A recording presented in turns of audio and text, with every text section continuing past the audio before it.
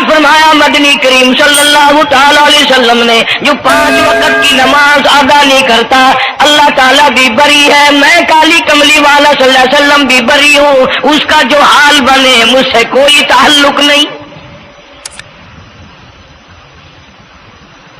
ارشاد فرمایا محمد عربی صلی اللہ تعالی علیہ وسلم نے، اور لوگوں الصلاۃ معراج المؤمنین، فرمایا نماز مومن کی معراج ہے، جس کا دل کرے اللہ سے ملاقات کروں، اللہ تعالیٰ سے مناجات کروں، اللہ جل شانہ سے کلام کروں، اللہ تبارک و تعالیٰ سے میری ملاقات ہونی چاہیے۔ سرکار فرماتے ہیں اسے چاہیے زیادہ سجدے کیا کرے۔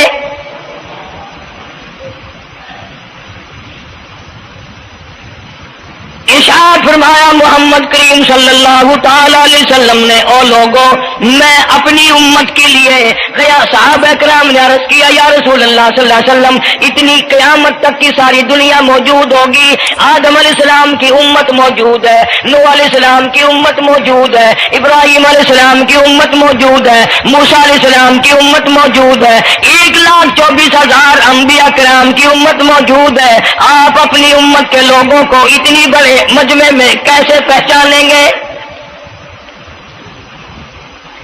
آپ صلی اللہ تعالی علیہ وسلم نے فرمایا قیامت کے دن میری امت کے وضو کے اعضاء یعنی منہ اور ہاتھ اور پیر، وضو کے اعضاء جو وضو میں دھوئے جاتے ہیں، حضور فرماتے ہیں قیامت کے دن چاند کی طرح چمکیں گے، میں پہچان جاؤں گا یہ میرا امتی ہے، یہ میرا امتی ہے، یہ میرا امتی ہے۔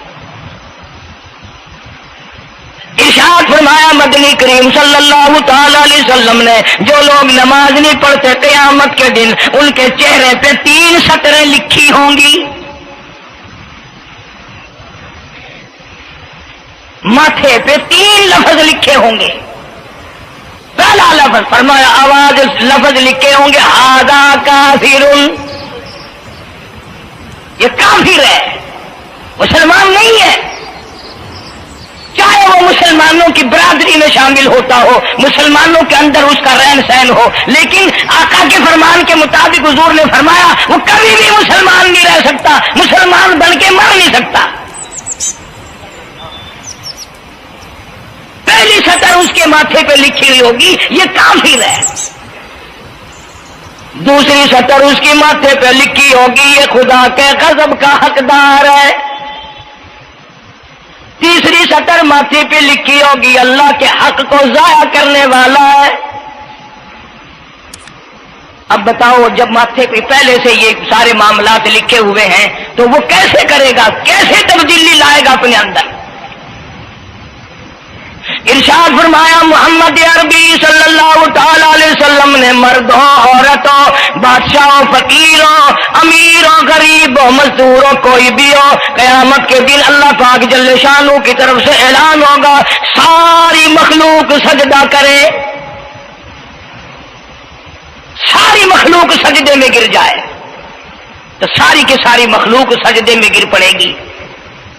قرآن کریم کے 29ویں پارے میں موجود ہے یوم یکشف عن ساق ویدعون الی السجود،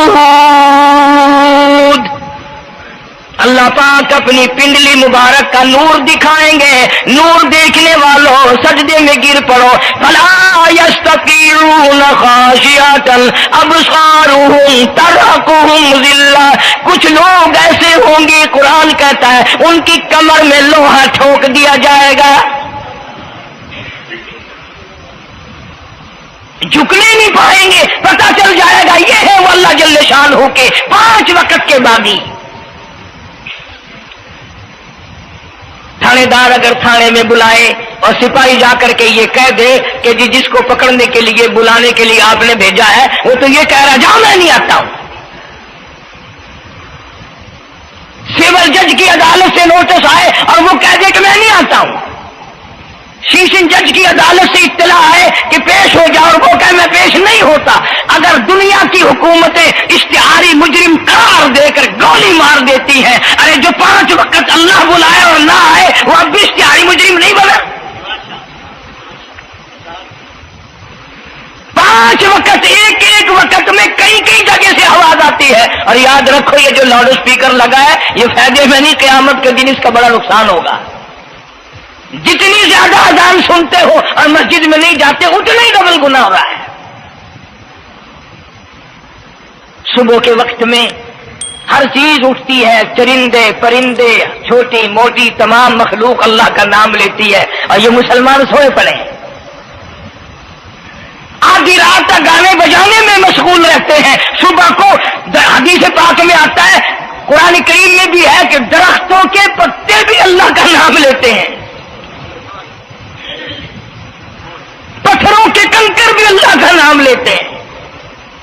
زمین آسمان کے درمیان میں سمندر کا قطرہ قطرہ اللہ کا نام لیتا ہے، دریا کا قطرہ قطرہ اپنے اللہ کو یاد کرتا ہے. اور یہ بدبخت نوجوان صبح کے وقت سویا ہوا ہے. اس لیے فرمایا وَقَدْ كَانُوا يُدْعَوْنَ إِلَى السُّجُودِ وَهُمْ سَالِمُونَ. ذلیل ہو جائے گا قیامت کے دن، ساری دنیا کے سامنے جھکنا چاہتا ہے، میں بھی ان میں مل جاؤں لیکن مل نہیں سکے گا. ارشاد فرمایا مدنی کریم صلی اللہ تعالی علیہ وسلم نے بے نماز کو قبر میں رکھو. قبر کے اندر جب وہ جاتا ہے دائیں پسلی قبر اتنی زمین قبر کی اس کو دباتی ہے اور آواز لگاتی ہے، او اللہ کی 5 وقت کی بازی، اللہ اکبر اللہ اکبر.